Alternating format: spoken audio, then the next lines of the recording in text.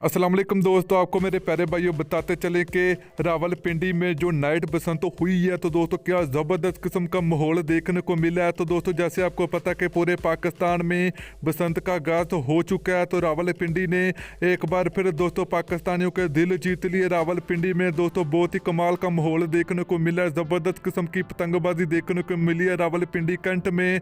तो वीडियो के अंदर आपको मुकम्मल आप लोगों को वीडियो भी आप लोगों को मिलेगी, तो वीडियो को लास्ट मिनट तक देखना है।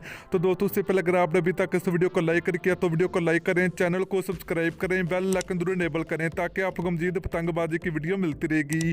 तो चलिए मेरे प्यारे भाइयों, आप लोगों को बताते चलें कि पूरे पाकिस्तान में बसंत का जो आगाज़ है वो हो चुका है। रावलपिंडी से दोस्तों बसंत शुरू हो चुकी है। तो रावलपिंडी कैंट में जो बसंत देखने को मिली है, रात की जो बसंत देखने को मिली है, नाइट जो कि बसंत हो चुके हैं रावलपिंडी कैंट की, तो दोस्तों बहुत ही ज़बरदस्त किस्म का माहौल देखने को मिला। तो सोच सकते हो कि रात का इतना ज़बरदस्त किस्म का माहौल हो सकता है, तो सोचो कि अगले दिन कितनी पतंगबाजी वहाँ पर हो सकती है रावलपिंडी कैंट में।